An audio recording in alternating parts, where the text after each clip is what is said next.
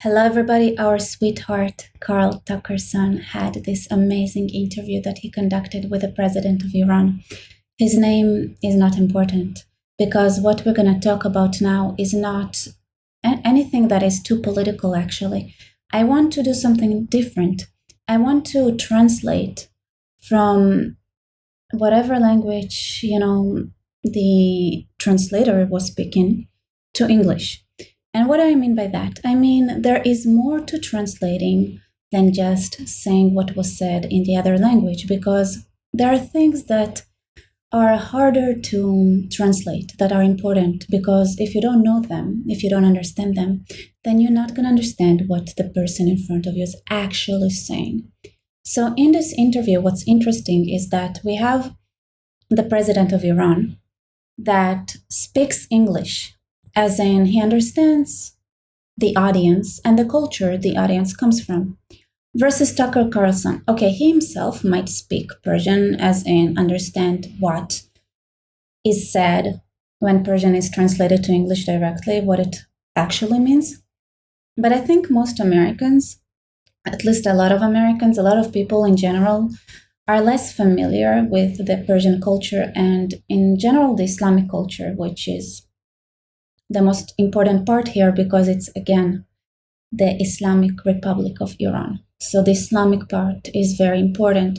Actually, there are jokes running around the internet with Iranians who are, the whole 46 years, the Islamic Republic of Iran was constantly saying, like, we're Muslim, we're Islamic, and there was never any Iranian pride.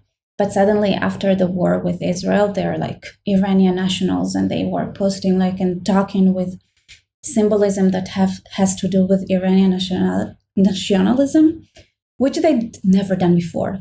And there are so many jokes running around, like it took them 46 years to use Iranian nationalism as symbolic, in their speech and reference it. It's like it took the Iranians tried to remind the Iranian regime that they are Iranians for 46 years. And look at that, it took Israel just 2 weeks to remind them that they are also Iranian and not just Islamic. Of course, the reason they do it is just a pathetic attempt to unite the Iranian people that oppose Islamic regimes. So let me translate some of the things that are being said here, not from Persian to English, but from Persian to cultural English. Okay, so a very simple example of why you cannot translate things directly, for example, is it's a waste of time. So in Hebrew, sometimes when they say chaval al hazman, something is a waste of time, it doesn't mean it's a waste of time the way it means in English. It actually means that something is awesome. So if somebody tells you, yeah, they said it was a waste of time when they translate something from Hebrew, and it actually could be a real mistranslation because it actually might mean that was awesome. The complete opposite. And there is also cultural understanding. Like, for example, peace. What does peace mean? Well, that depends on the culture. Different cultures, believe it or not, understand the meaning of peace differently. Yes. So when somebody says, yeah, they're looking for peace, well, I'm going to go back to what peace can mean in different contexts. So I think that one is important. Do you have something that is more closer to my culture right now? I think, so here's what happens. I'm going to say generally, because that's what I have in mind, is that Jews sometimes say something and it sounds pluralistic or multicultural, but actually what is the scope that they really mean, right? The cultural scope they live within is pluralism inside the Jewish community, right? So we have different people with different opinions, but it's inside the same culture. So some things can sound very pluralistic when in actuality, it's within a very limited scope of what is included in that pluralism. Unless you talk to a Reform Jew, and then it becomes complete multiculturalism. Now let's see what Mr.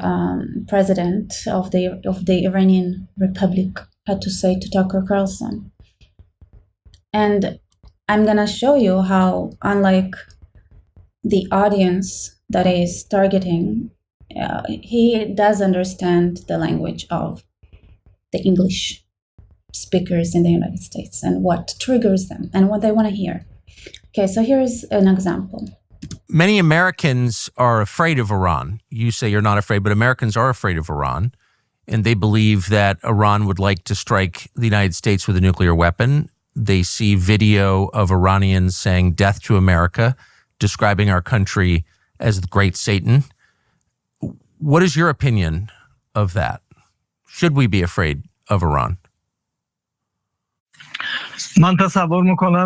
I believe that this is a very wrong impression that anybody might have of Iran or the Iranians.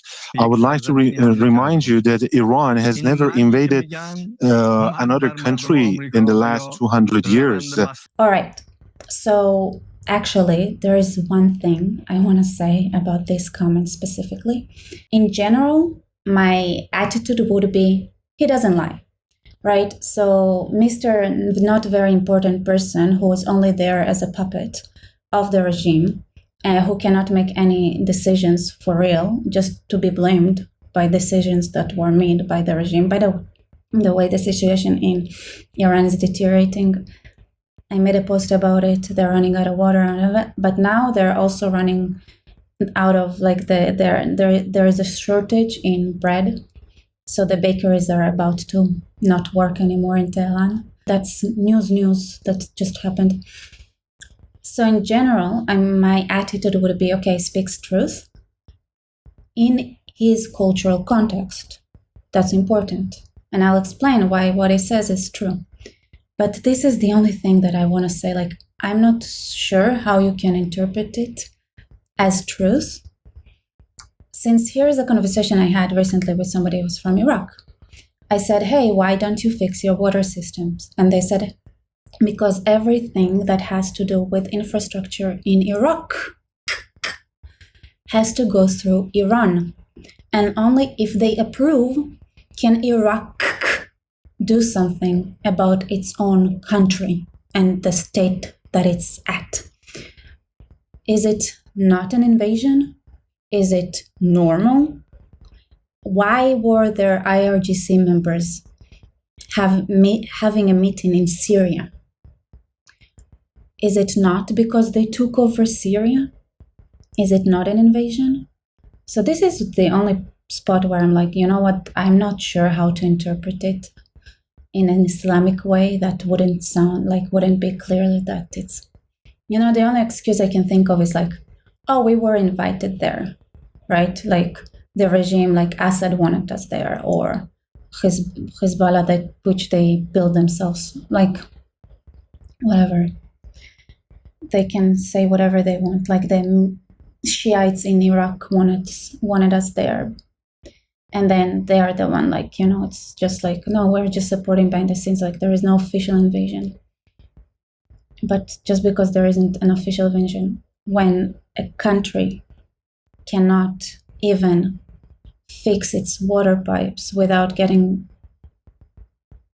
going through Iran, Tehran, then I think it's invaded, actually, yes. All right, let's go, continue.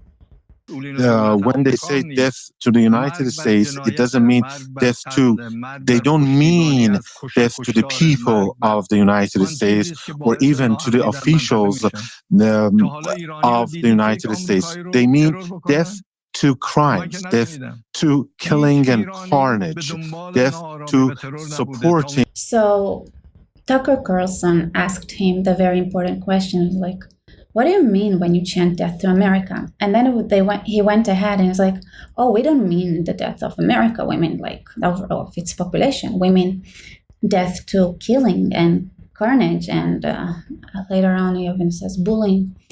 I want to say that in the Islamic context, right, cultural context here, it's not exactly a lie, right? Because they have Muslims were gifted this unique permission from Allah the right and the obligation to get rid of anyone that doesn't follow Islamic law. So they are against crimes, bullying, whatever. When you look at it from the perspective of what Allah had commanded, right? So you have to get rid of everything that is not Islamic. Yeah, it's not personal against the people of the United States. It's just that they can choose to be Shiites and to submit. And remember the word submit, it's an important one. Death to supporting killing others, death to insecurity and instability. Have you ever heard that an Iranian killing an American? Have you ever heard that? All right, here's another blunt lie that I don't even know how to pretend that it's cultural.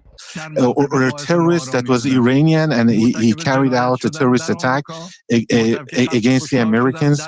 Technically, I'm not sure he claimed that no Iranian killed an American. I think he just said, have you ever heard? Maybe assuming that the person in front of him is just an idiot that is uninformed. No, it was your president who confessed that the Americans created the ISIS in our region, and they were responsible for this wrong image that is portrayed of religion or the Muslims in the world. So that's funny. There is not that much difference between how awful ISIS is and how awful the Shiite militias are.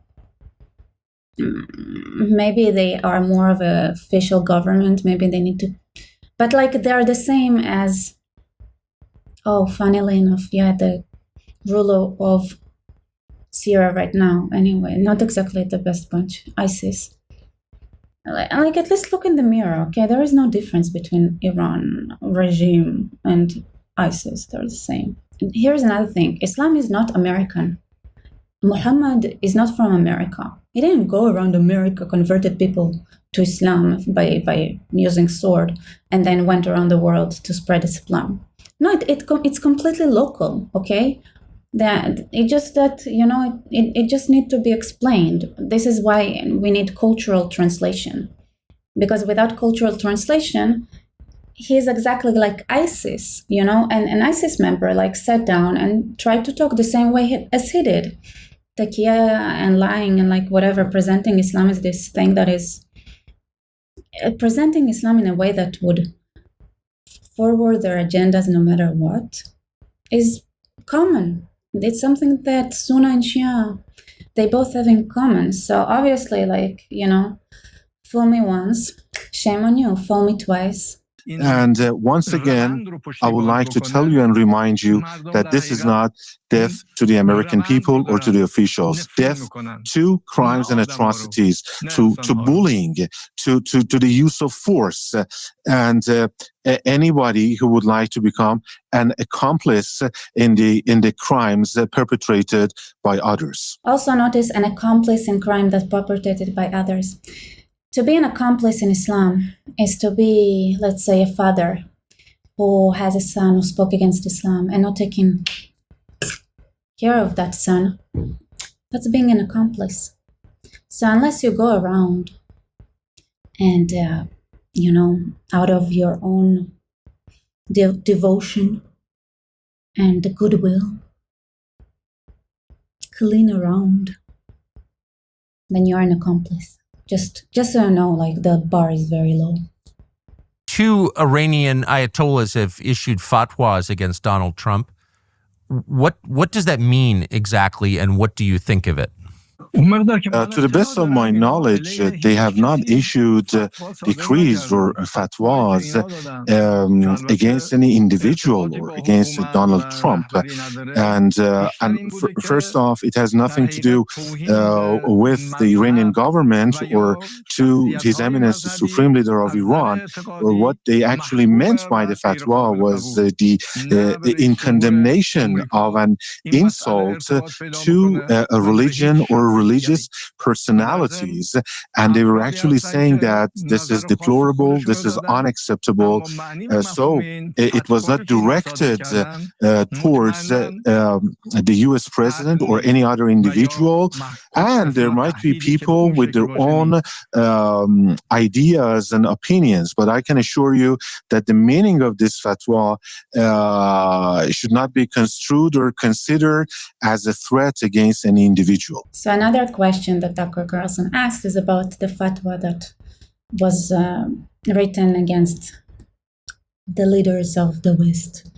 Okay, so here is the statement. Any regime or individual threatening the leaders of the Islamic Ummah and acting on those threats qualifies as muharib.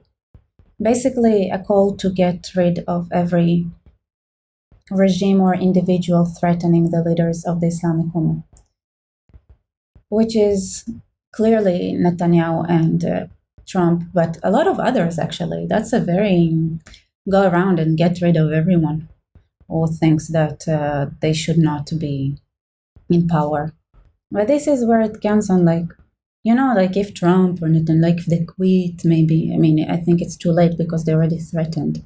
There isn't like this concept of backing away unless you like flip completely.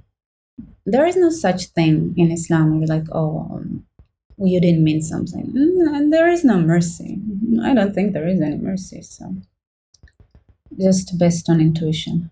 You see, I am of the belief that we could very much easily resolve our differences and conflicts with the United States through dialogue and talks. And, you know, the international law could serve as the framework or the basis for a deal in which the rights of all nations, Iranian nation, would be respected. And another thing that is important is that he goes around talking about how he expects people to respect Iran and its rights. And it's very important that it is a right given by Allah to the Muslims around the world. It is in their right to get rid of infidels. Yes, and take slaves. So that's their rights, actually. So when a Muslim person says, hey, we're just fighting for our rights, in their rights that were given to them by Allah is the right to get you out of the system. And respect means, okay, we should be allowed to have whatever weapons we need to make sure our ideology spreads around the world. And this is what they're after. They want their ideology to spread. And it's important to remember this is what they want. But unfortunately, it was Netanyahu that destroyed these diplomacy and these efforts, diplomatic efforts. So this is where he starts speaking English, right? He understands the culture that he is targeting, the target audience. So he wants to get all those people who would submit to Shia in America. And you can call them isolationists and all kind of stuff, but in reality, those are people who are ideologically like depraved. So they are good targets. And knowing that audience, he's like, okay, it's not your fault. Come to me, sweethearts. Come to us. Come to us. Come to our fold. It's Netanyahu that is evil, that is bad. That's what he's actually saying. We have always, we never wanted anything beyond the respect for our rights, rightful rights, enshrined in international law. But as I said, it was Netanyahu that brought unrest to our region and is fomenting unrest and tensions in the region. As I have always said, we have always been been after peace. It has been my motto. It has been my belief. It has been my heartfelt opinion that we need to live in peace and harmony during this short and limited time granted to us by God Almighty, to live in peace and tranquility with everybody. And everybody in the world should live like that. But and of course, this is the point where we are going back to the concept of peace. You know, Islam, salam, sounds similar, right? But Islam means submission and salam means peace. Well, here's the beautiful thing. Peace in that culture means the whole world submitting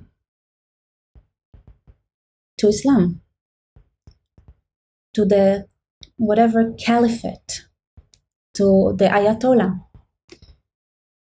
to Muhammad, to Allah. This is peace for them. Peace is when everybody around the world would be enslaved to this ideology. That's the peace they're talking about. It's very important. Peace, from a Muslim's person's mouth, only means submission. It doesn't mean peace as in freedom. No. Peace is when there is quiet because everybody are slaves. And slaves have their mouths gagged. So there is peace and tranquility and quiet. That's the peace they're talking about here. I would also like, on the other hand, to reiterate that our people are capable enough to defend themselves in self-defense during any kind of attack. And I believe that the United States president can very well guide the region and the world to peace and tranquility, or, on the other hand, to lead it to forever wars. So you have, according to news reports, withdrawn your cooperation from IAEA, the International Nuclear Regulatory Agency. And so there's, I suppose, no way for the rest of the world to know how much uranium you're enriching and to what extent, to what percentage it's being enriched. And so is there any way to verify, and would you be willing to allow other nations to verify that you are not building nuclear weapons? Mr. Carlson, sir, I would like to draw your attention to the fact that we were right in the middle of holding talks with the United States. And the President of the United States invited us to hold such talks in order to have peace. And we were told during the process of these negotiations and talks that as long as we don't give the permission to Israel, they are not going to attack you. And we were going to have the next round of the talks very soon. But in the middle of it, suddenly Israel torpedoed the negotiating table. We were sitting at the negotiating table when it happened. And by doing this, they totally ruined and destroyed diplomacy. But okay, so here's one place where it actually worked, because I didn't watch Tucker Carlson. I don't want to give them my watch time. Okay, so I took those segments from a YouTuber whose name is Preston Stewart. I hope I didn't butcher the name. I feel like I butchered it. And actually, that worked on him. So there is a segment here where he starts crying about, oh, America betrayed us. We believe that we were having those talks and negotiations, even though like they behaved like, like kept sending threats towards America that whole time. Yeah, they weren't very professional in those negotiations. But they're like, oh, America fooled us. We were supposed to have conversations. And then here's what the sweet American that was commenting, I think his heart is in the right place. I was like, yeah, it sends the wrong message to our allies that we cannot be trusted. Yeah, the reason that your allies around the world think America cannot be trusted, believe me, is not that. It's not when you give 60 days for negotiations and then break it on the 61st day. No, that's not the why America cannot be trusted. Is because you literally believe that this is some sort of like a claim that can be acceptable, that they were led astray, that they were like, sure, we would talk, we're gonna talk, and it's like they were fooled, and therefore America cannot be trusted because Iran was fooled like that.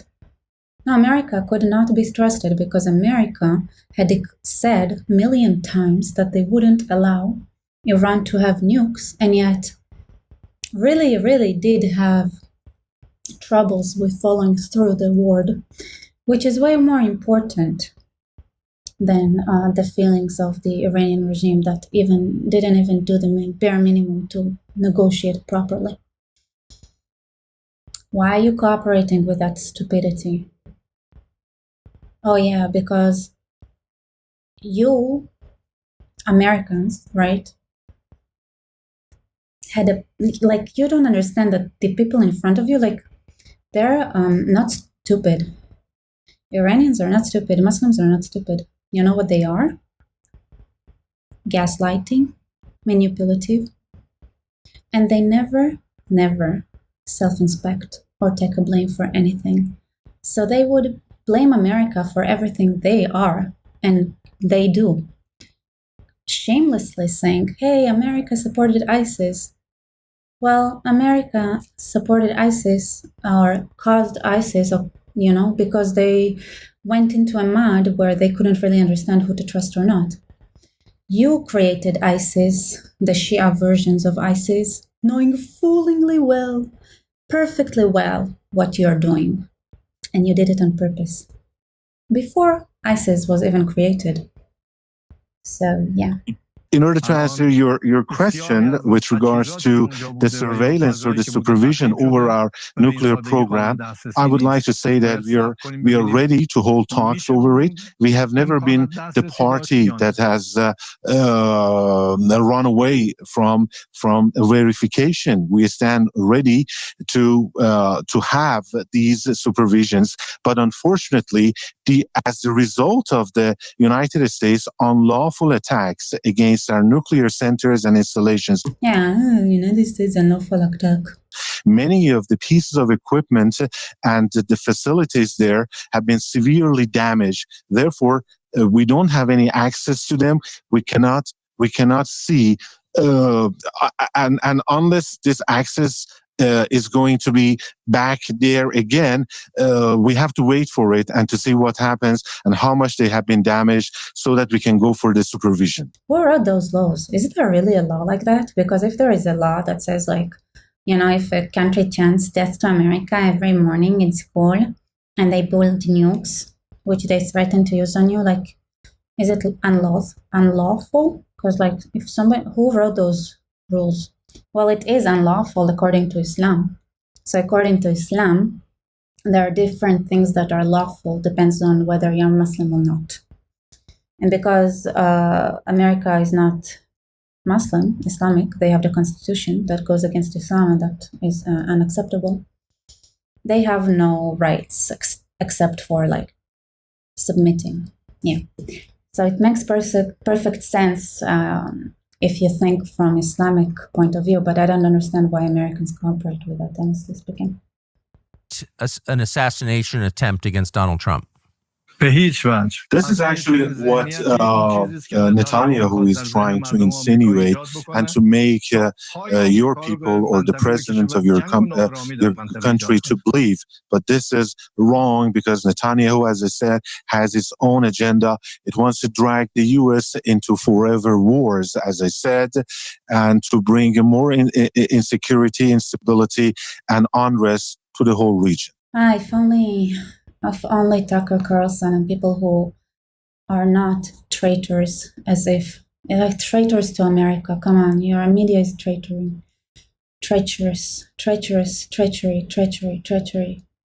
Anyway, Tucker Carlson needs to understand that he needs to communicate to the culture that is communicating with him to the rest of the American population. Unlike the president here who did his own work, where he's like, yeah, I know, I get it. Like, you don't want forever wars. You don't like Netanyahu. It's the Jews. Blame the Jews. You know, it's so easy to take over a country when you scapegoat the Jews. It's almost like a magic word. It's the Jews, and then everybody are enslaved to Islam. Just like that. It worked with Christian communities throughout the Middle East like magic. You'd think that at some point they stop falling to the same trap, but no, they keep going. Which is, that's dedication. All right. Thank you, everybody, for being here. Like, comment, subscribe. So please consider supporting me. I have Buy Me Coffee, Patreon, PayPal, everything goes. And share, comment, and see you later. Allah has indeed purchased from the believers their lives and wealth in exchange for paradise. They fight in the cause of Allah and kill or are killed. This is the true promise binding on him in the Torah, the Gospel, and the Quran. And whose promise is truer than Allah's? So rejoice in the exchange you have made with him. That is truly the ultimate triumph. Hadith. I have been commanded to fight against people till they testify that there is no God but Allah, that Muhammad is the messenger of Allah, and they establish prayer and pay zakat. And if they do it, their blood and property are guaranteed protection on my behalf, except when justified by law, and their affairs rest with Allah.